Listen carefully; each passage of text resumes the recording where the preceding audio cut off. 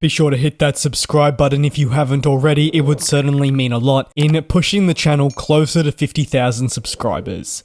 The beginning of 2023 marked a monumental time for Boeing, as the aircraft manufacturer said forever goodbye to the Queen of the Skies.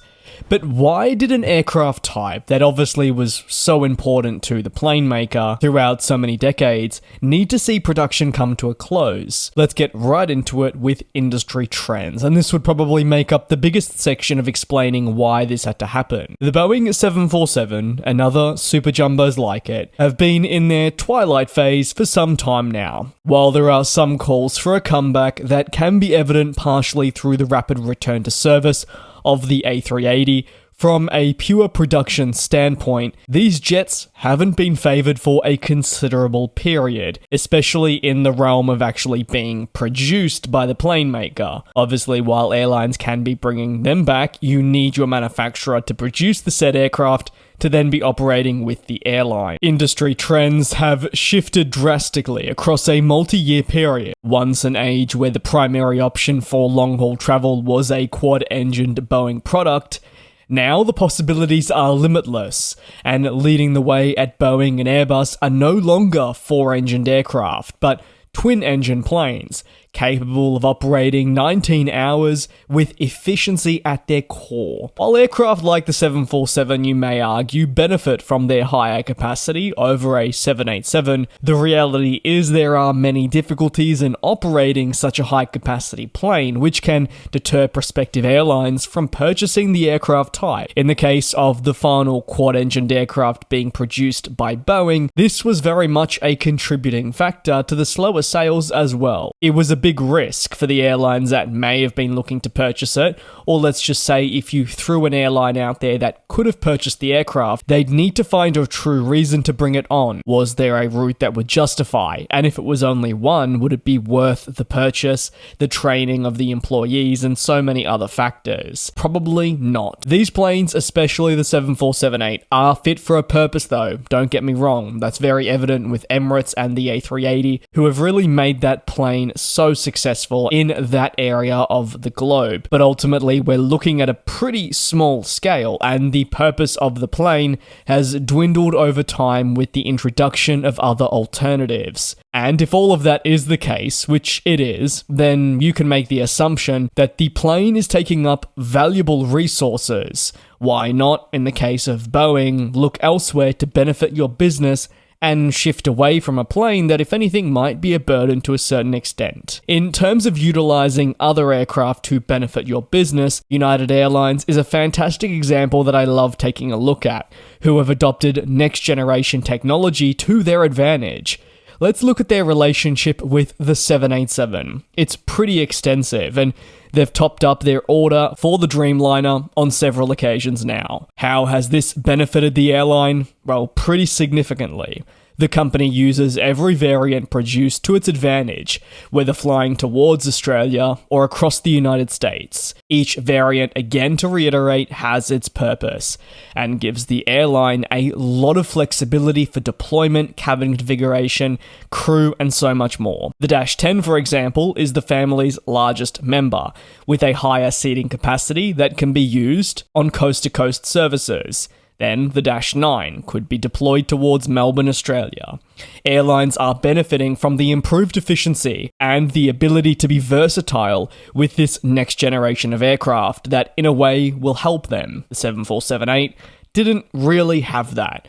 And I know I'm going into reasons now why the 747-8 may not have been an as attractive option for airlines, but it's a very valid discussion when understanding why Boeing had to end the program. Because if these airlines were seeking other alternatives, the order book wasn't growing enough to sustain long-term production. Sure, the Boeing 747 was an aircraft that many decades ago airlines adored, but the key lies in it being many decades ago. Unfortunately, the plane is not what it once was. Now, that is not from a design or aura nature, and also generally, if we're looking historically, airlines' love for the aircraft. But love and design and aura don't necessarily mean interest will be attracted. The 747-8 didn't sell well, and the freighter variant kept production active as long as it did, Without the freighter variant, the Dash 8's presence within Boeing would have disappeared long before 2023. Remember, the A380 production ended at the end of 2021, a year before the final 747, and this aircraft type didn't have a freighter variant and sold more units. What else led to the 747-8 coming to a close? Well, passenger airlines don't demand quad-engine planes anymore. Tracking back to those trends I speak of, airlines who, when assessing the associated costs of bringing in a new aircraft type, would take one quick look at the 747-8, and it would be very clear that a plane on this scale was not worth the investment. For some airlines, it worked, but that number was very few, and not enough in the 2000s to help the 747 make a splash. The 747's place within the industry, away from the 747-8, also took a big hit when the pandemic arrived.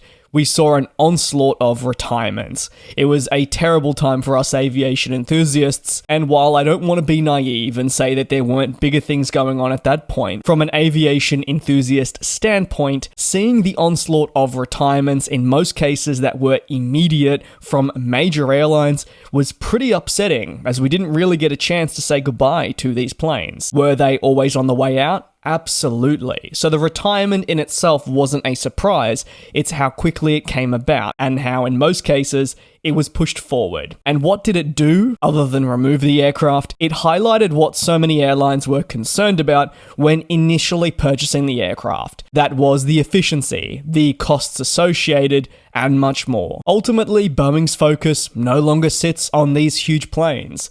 They've had their time in the sun, if you will, and there's much more on the horizon that sparks the interest not just of your manufacturer, but customers around the world. Ending production of any aircraft is, generally speaking, the natural progression for a specific series. If production is ending, well, the backlog comes to a close. And for the 747-8, the backlog never really reached extraordinary levels to sustain production into, say, the 2030s, let alone the mid to late 2020s. Is there, though, a requirement for high-capacity aircraft? Yes, but to a different extent. For Boeing, they've got their upcoming 777-9, and at Airbus, you have the A350-1000. They're not quad-engine planes, but they're the future for the moment. And in the case of the 777X, it's another reason why Boeing pulled the plug on their 747-8. Despite pushes internally to sell the aircraft, they didn't achieve what they were after, and customers were not interested. That's the story of the 747-8 in a nutshell. It was a technologically advanced 747 that promised a lot, but with shifting markets and much more, Boeing couldn't attract the interest it needed in the program, and therefore its production phase certainly wasn't as long as maybe they would have ideally wanted. A freighter variant truly kept the program alive.